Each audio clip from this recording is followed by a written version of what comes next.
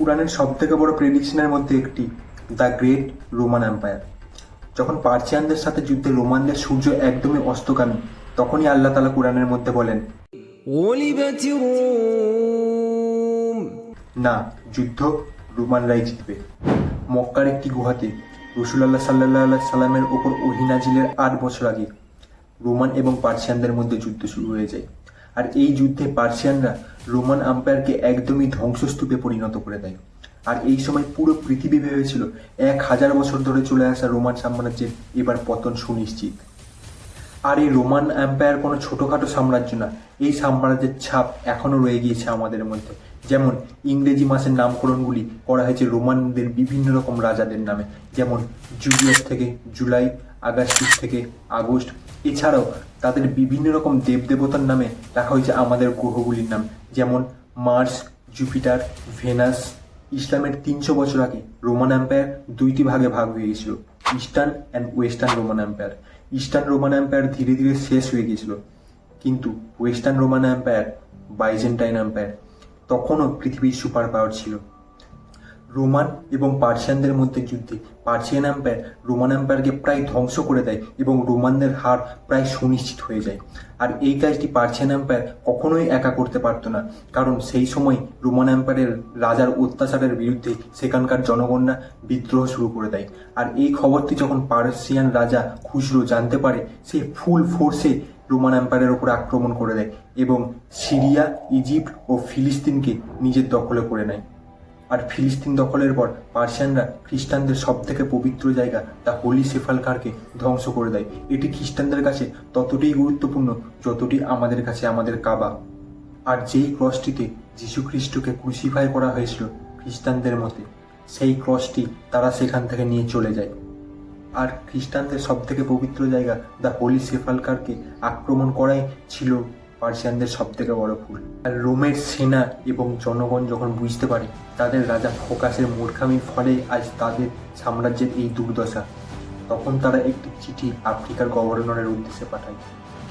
আফ্রিকার গভর্নর তখন তার ছেলে হারকিউলিসকে ইস্তানবুল, কনস্ট্যান্টিনোপলের উদ্দেশ্যে রওনা করে দেয়। এরপর হারকিউলিস কনস্ট্যান্টিনোপল এসে সর্বপ্রথম রোমান রাজা ফোকাসকে মেরে সে রোমের সিংহাসনে বিরাজমান হয়। আর এই সময় রোমান এম্পায়ারের যে কি দুর্দশা ছিল সেটি এই চিঠি থেকেই বোঝা যেতে পারে, যে চিঠিটি এখনো সুরক্ষিত অবস্থায় রাখা আছে। আর এই চিঠিতে লেখা ছিল, ফ্রম খুসরো, সব ঈশ্বরের ঈশ্বর, the master of the world, to the Hercules, আমার একজন ছোট্ট দাস, তুমি বলো তোমার ঈশ্বর সব থেকে বড়, তো কোথায় তোমার ঈশ্বর? সে কেন জেরুজালেমকে আমার হাত থেকে রক্ষা করলো না? আর এইসব কথাবার্তা যখন দুটি সুপার পাওয়ারের মধ্যে হচ্ছিল, তখন সেখান থেকে কয়েক হাজার কিলোমিটার দূরে মক্কার একটি গুহাতে হযরত জিবরাইল আলাইহিস সালাম মুহাম্মদ সাল্লাল্লাহু আলাইহি সাল্লামকে বলল, Muhammad, read. ইসলাম আসার পরে খ্রিস্টান এবং ইহুদিদের সমস্ত নবীদেরকেও স্বীকৃতি দিল। আর তখন লোকেরা ভাবতে লাগলো এটি কোনো নতুন ধর্ম না, এটি খ্রিস্টানিটিরই একটি নতুন কোনো ব্রাঞ্চ। আর তখন মক্কার কুরাইশরা মুসলমানদেরকে বলতে থাকে, যেভাবে আগুনের পূজারীরা খ্রিস্টানদেরকে ধ্বংস করে দিয়েছে, সেইভাবে আমরাও তোমাদের ধ্বংস করে দেব। আর এই সময় আল্লাহ তাআলা সূরা রোমের মধ্যে বলেন, বিসমিল্লাহির রহমানির রহিম, غلبت الروم في أدنى الأرض وهم من بعد غلبهم سيغلبون। আজ তারা পরাজিত হয়েছে, কিন্তু কয়েক বছর পর অচিরেই তারা বিজয়ী হবে এবং তখন মুমিনরাও তাদের প্রথম যুদ্ধে বিজয়ী হবে। এই আয়াত নাজিল হওয়ার পরে মক্কার কুরাইশরা মুসলমানদের উপর হাসাহাসি করতে থাকে, কিন্তু আবু বকর রাদিয়াল্লাহু আনহুর ইসলামের প্রথম দিন থেকেই ইসলামের প্রতি দৃঢ় ঈমান ছিল। তখন সে একজন কুরাইশের সাথে শর্ত করে যে ৩ বছরের মধ্যে যদি রোমানরা পরাজিত হয় তাহলে আমি তোমাকে 10টি উট দেবো, এবং যদি রোমানরা জিতে যায় তাহলে তুমি আমাকে। এই সময় পর্যন্ত ইসলামে গ্যাম্বলিং ও শর্ত হারাম হয়নি। আর এই শর্তের কথা যখন রাসূলুল্লাহ সাল্লাল্লাহু আলাইহি সাল্লাম জানতে পারেন, তিনি তখন আবু বকর রাদিয়াল্লাহু আনহুকে বলেন যে শর্তের সময় 3 বছর থেকে 10 বছর এবং উটের সংখ্যা 10টি থেকে 100টি করে দেওয়ার জন্য। আর সেই কুরাইশটিও এই শর্তে রাজি হয়ে যায়।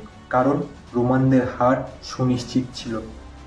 ব্রিটিশ হিস্টোরিয়ান এডওয়ার্ড গিবন, যে রোমান এম্পায়ার সম্পর্কে 6টি ভলিউমের একটি বই লিখেছে, সে তার বইয়েতে উল্লেখ করেছে কুরআনের এই আয়াত নাজিল হওয়ার 8 বছর পরেও এই আয়াত পূর্ণ হবার কোনো লক্ষণই দেখা যায়নি। কারণ পার্সিয়ানরা রোমান এম্পায়ারের ক্যাপিটাল কনস্ট্যান্টিনোপলের একদম কাছে চলে আসে এবং কনস্ট্যান্টিনোপলকে চারিদিক দিয়ে ঘিরে ফেলে। কিন্তু কনস্ট্যান্টিনোপলকে জেতা একদম ইম্পসিবল ছিল, আর এই ঘটনার 900 বছর পরেও কনস্ট্যান্টিনোপলকে কেউ জিততে পারেনি। শেষ পর্যন্ত কনস্ট্যান্টিনোপল অটোমান এম্পায়ারের মাত্র 21 বছর বয়সী সুলতান মোহাম্মদ ফাতে মাটির উপরে বড় বড় জাহাজ চালানোর মাধ্যমে জয়ী করে নিয়েছিল। এই ঘটনাটি তোলা রইল অন্য কোনো ভিডিওর জন্য, তাই সাবস্ক্রাইব। হারকিউলিস যখন খুসরোর সাথে কথাবার্তার মাধ্যমে যুদ্ধ শেষ করতে চায়, তখন খুসরো বলে, যুদ্ধ শেষ হবে শুধু একটাই শর্তে, তোমাদেরকে আমাদের ধর্মে চলে আসতে হবে। এই সময় হারকিউলিস রোমান ক্যাপিটাল কনস্ট্যান্টিনোপলকে ছেড়ে ব্ল্যাক সির মাধ্যমে পার্সিয়ান এম্পায়ারের নর্থ সাইডে চলে আসে। আর এই সময় রাসূলুল্লাহ সাল্লাল্লাহু আলাইহি সাল্লামও মক্কা ছেড়ে মদিনাতে হিজরত করেন। এরপর হারকিউলিস পোপের কাছে সাহায্য চায় এবং পোপকে বলে, পার্সিয়ানরা শুধু রোমানদের শত্রু না, তারা খ্রিস্টিয়ানিটিরও শত্রু। আর এই চিঠি পাওয়ার পর পোপ পুরো ইউরোপ থেকে ফান্ড কালেক্ট করে এবং অর্থ ও সৈন্য দিয়ে হারকিউলিসকে সাহায্য করে। যেহেতু পার্সিয়ান এম্পায়ারের বেশিরভাগ সৈন্যই রোমের ক্যাপিটাল ইস্তানবুল জেতার জন্য ইস্তানবুলের কাছে ছিল, তাই তাদের ভেতরের সিকিউরিটি খুবই কম ছিল। আর এই সুযোগের ফায়দা নিয়ে হারকিউলিস খুব দ্রুততার সাথে পার্সিয়ানের একের পর একটি শহর নিজের দখলে নিতে থাকে এবং ধীরে ধীরে সে পার্সিয়ানের ক্যাপিটাল মাদাইন চলে যায়। এবং মাদাইন ছিল পার্সিয়ানদের জন্য সবথেকে পবিত্র শহর, কারণ এখানে 1000 বছরেরও বেশি সময় ধরে তাদের পবিত্র আগুন জ্বলছিল। আর এখানে পৌঁছানোর পর এই শহরের পরিণতিও হারকিউলিস সেই রকমই করে যেমনটি পার্সিয়ানরা তাদের পবিত্র শহর জেরুজালেমের সাথে করেছিল। গত 10 বছর ধরে যেই পার্সিয়ান এম্পায়ার রোমেদের জন্য একটি দুঃস্বপ্নের মতো ছিল, সেই পার্সিয়ান এম্পায়ার এখন যুদ্ধে পরাজিত হয়েছে। এটি তারা খুব ভালোভাবে বুঝে যায়।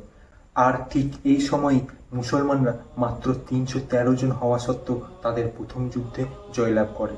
আর এই ঘটনার সাথে সাথে কুরআনের সবথেকে বড় প্রেডিকশন, যেটি মুসলমান এবং রোমান এম্পায়ারকে নিয়ে করা হয়েছিল, সেটি সত্য হয়ে যায়। খুসরোর ছেলে তার বাপ এবং তার 18টি ভাইকে হত্যা করে তাদের মাথা হারকিউলিসের উদ্দেশ্যে উপহার পাঠায় এবং সে হারকিউলিসের কাছে ভিক্ষা করতে থাকে সে যেন তাদের শহর মাদাইনকে ছেড়ে দেয়। এবং গত 10 বছর ধরে চলে আসা যুদ্ধে রোমান এম্পায়ারের যে ক্ষতি হয়েছে, সেই ক্ষতির ক্ষতিপূরণ সে দেওয়ার ওয়াদা করে। একদিকে রোম এবং পার্সিয়ান এম্পায়ারের যুদ্ধ শেষ হয়, অপরদিকে মুসলিম এবং কুরাইশদের মধ্যে সুলাহ হুদাইবিয়ার চুক্তি স্বাক্ষরিত হয়। মুসলিম এবং কুরাইশদের সাথে চুক্তি স্বাক্ষরের পর রাসূলুল্লাহ সাল্লাল্লাহু আলাইহি ওয়াসাল্লাম রোমান এবং পার্সিয়ান এম্পায়ারের উদ্দেশ্যে ইসলামের দাওয়াত পাঠায়। এই যুদ্ধে জেতার পর হারকিউলিস পুরো পৃথিবীর সবথেকে শক্তিশালী রাজা হয়ে যায় এবং তাকে রাসূলুল্লাহ সাল্লাল্লাহু আলাইহি ওয়াসাল্লাম ইসলামের দাওয়াতের জন্য একটি চিঠি পাঠান এবং সে সেই চিঠিটি প্রত্যাখ্যান করে।